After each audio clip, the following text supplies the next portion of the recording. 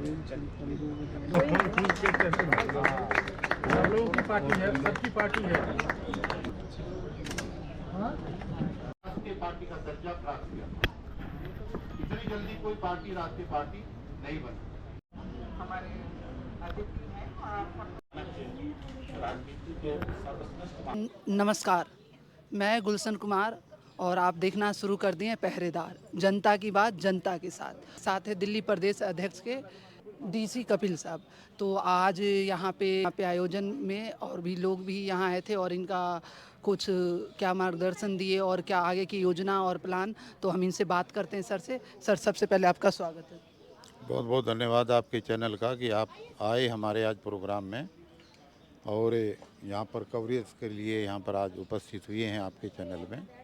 Sir एक सवाल ये है, एमसीडी में आप लोगों ने जैसे बात किया कि एमसीडी में हम लोग प्लान कर रहे हैं इलेक्शन लड़ने की, तो और भी क्या योजना ऐसा है? दिल्ली में एमसीडी के चुनाव दिसंबर 2027 के अंदर होंगे, एंड में। उसी चुनाव में हमारी पार्टी दिल्ली के सभी 250 वार्डों पर चुनाव लड़ेगी और उसी की तैयारी हमारी दिल्ली के अंदर चल रही है। आज पार्टी का स्थापना दिवस था। 27 वर्ष आज पार्टी को बने हुए हो गए हैं। 1999 के अंदर आदरणीय शरद पवार साहब ने इस पार्टी की स्थापना की थी। आज उसका 27वां स्थापना दिवस यहाँ पर 6 जनपद पर पार्टी कार्यालय पर धूमधाम से मनाया गया है।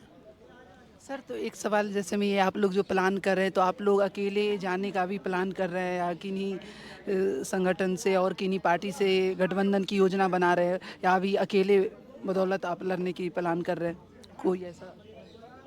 देखिए, अकेला या किसी के साथ मिलकर के ये तो चुनाव के समय में पता लगेगा, लेकिन अभी हमारी सभी 250 वार्डों पर चुनाव की तैयारियां चल रही हैं और सभी पर हम कोशिश कर रहे हैं कि हम चुनाव लड़ें। और उसी के तहत जो है सभी जिलों के अंदर, 7 लोकसभा के अंदर, 70 विधानसभाओं के अंदर हम लोग जो है ये सारी तैयारियां कर रहे हैं। उसी को लेकर के ये सारी कवायद चल रही है। सर एक सवाल है, एक आरोप भी लगता है, जिस तरह से पार्टी दो भाग बनी, तो कुछ लोग ये आरोप कहते हैं कि ये पार्टी ख़त्म हो चुकी है। इस तरह से जो आरोप जो विपक्ष के लोग ये लगाते हैं, तो उनको आप लोग क्या कहना चाहेंगे? कौन से आरोप लगाते हैं? सर आरोप इसलिए जब जो पार्टी दो भाग में बटी तो एक कमज़ोर होने की स्थिति में बताई जाती है। कुछ नहीं है। लोकसभा का चुनाव पार्टी के 2 फाड़ होने के बाद हुआ।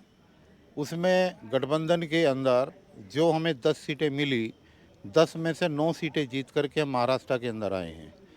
तो पार्टी के 2 फाड़ या 1 फाड़ होने से कुछ नहीं हो रहा। और ये तो पार्टियों के अंदर, राजनीतिक दलों के अंदर चलता रहता है। कांग्रेस पता नहीं कितनी बार 2 फाड़ों में बटी और बटने के बाद में दोबारा खड़ी हुई। देश में राजनीति में उनकी सरकारें बनी। तो ये सारी चीज़ें तो पार्टियों में चलती रहती है, ये आम बात है। बाकी यह है कि सब लोग एकजुट हैं और पार्टी के बैनर के नीचे हम सब लोग एकत्रित हैं।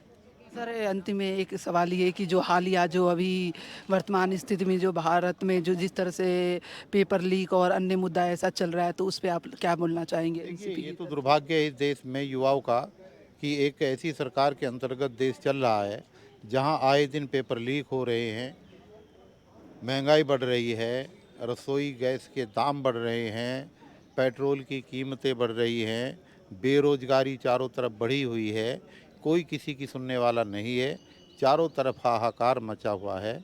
और ये सरकार का भविष्य टोटली 2 बातों पर निर्भर है। नंबर 1 ईवीएम पर। ईवीएम को अगर हटा दिया जाए तो ये 1 सीट भी जीतना इनके लिए मुश्किल हो जाएगा। और दूसरा, ये जो हमेशा चुनाव होता है वहाँ पर हिंदू और मुस्लिम जो ये कर देते हैं, उस हिंदू मुस्लिम के आधार पर पाकिस्तान, हिंदुस्तान, कब्रिस्तान और शमशान, इन चीज़ों को लेकर के जो ये ध्रुवीकरण चल रहा है, ये भारतीय जनता पार्टी और आरएसएस के लोग सिर्फ उसके बलबूते पे आगे बढ़ रहे हैं। बाकी और कुछ नहीं है। जो बाकी 85% लोगों का मानसिक बिखराव है, उसका ये लाभ ले रहे हैं।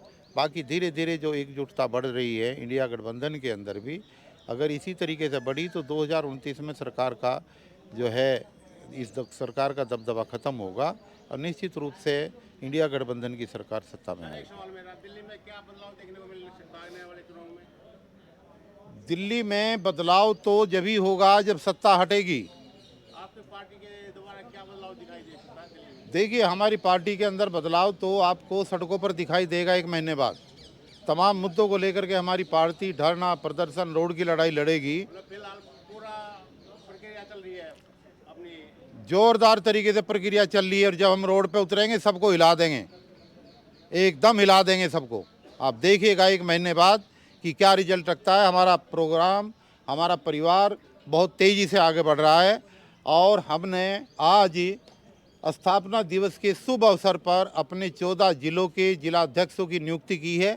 उसकी हमने प्रेस रिलीज भी भेज दी है और 70 विधानसभाओं के अध्यक्षों की नियुक्ति हम इसी महीने के एंड तक संपन्न कर लेंगे। उसके बाद में वार्डों की प्रक्रिया शुरू होगी। 250 वार्डों पर एनसीपी एसपी चुनाव लड़ेगी और हम जीत का परचम लहराएंगे, ये हमारा वादा है। दिल्ली की बात कर रहा हूँ, दिल्ली में 70 की 70 सीटों पे अपने उम्मीदवार दिखाई देंगे? बिल्कुल दिखाई देंगे। मैं भी दिल्ली की बात कर रहा हूँ। दिल्ली में 250 वार्ड हैं। टोटल दिल्ली के एमसीडी के चुनाव में 250 वार्ड हैं, जिसमें से 125 वार्ड महिलाओं के लिए आरक्षित हैं और 125 वार्ड पुरुषों के लिए आरक्षित हैं। 250 की 250 वार्ड पर राष्ट्रवादी कांग्रेस पार्टी शरद चंद्र पवार जी के नेतृत्व में एनसीपी एसपी चुनाव लड़ेगी और अपनी यहाँ पर सरकार बनाएगी, मेयर बनाएगी। जैसे कि मैं देख पा रहा हूँ बार बार बूथ लेवल पे आपकी बहुत तेजी से वो प्रचार हो रहा है। देखिए, बूथ लेवल पर प्रचार होगा। पहले तो प्रदेश लेवल पर, लोकसभा लेवल पर, जिलों लेवल पर, विधानसभा लेवल पर सारी टीमें बन रही हैं। उसके बाद में निश्चित रूप से जो टीम बनेगी, वार्ड के स्तर पर जो टीम बनेगी, विधानसभा के स्तर कह सकते हैं कि दिल्ली में आपकी बार देखने को मिलेगा नया मिलेगा, देखने को जरूर मिलेगा। बदलाव होगा युवाओं के लिए, गरीबों के लिए, शोषितों के लिए, पीड़ितों के लिए, महिलाओं के लिए, हर किसी को राहत भरी खबर मिलेगी जब एनसीपी एसपी वार्डों का चुनाव जीत करके दिल्ली में अपना मेयर बनाएगी। सर, अंतिम में एक सवाल, ये जो हालिया में अभी कॉन्स्टिट्यूशन क्लब में जो इंडिया गठबंधन की बैठक हुआ और जिसमें सबसे 5 मांग में से एक मांग ये था कि धर्मेंद्र प्रधान जी को जो इस्तीफा हो और हटाया जाए, तो इस पे आप क्या कहना चाहेंगे? जो सबसे बड़ी अभी पार्टी बिल्कुल उनको इस्तीफा देना चाहिए और उनको अपने पद से नैतिकता के आधार पर हट जाना चाहिए। हमारे युवाओं का भविष्य हमेशा खराब हो रहा है। जब भी पेपर आता है हमारे बच्चे 1 साल, 1.5 साल, 2 साल तक लगातार तैयारी करते हैं और इनके भ्रष्टाचारी शासन और प्रशासन की वजह से पेपर लीक हो जाता है और पेपर लीक होने का खामियाजा यही होता है कि हमारे जितने भी युवा हैं, बच्चे हैं, वो सब सड़कों पर होते हैं। इसलिए धर्मेंद्र प्रधान को इस्तीफा दे देना चाहिए और अगर नहीं देगा तो इसकी खबर ऐसे ही सरकार की, आरएसएस की और जो मंत्री है उसकी खबर ऐसी खुदती रहेगी। तो आप लोग आंदोलन की आगामी सोच रहे हैं? आंदोलन किया था हमारी पार्टी ने, फिर आंदोलन करेंगे। ये आंदोलन लगातार होते रहेंगे और जोरदार तरीके से होते ही रहेंगे, होंगे आंदोलन।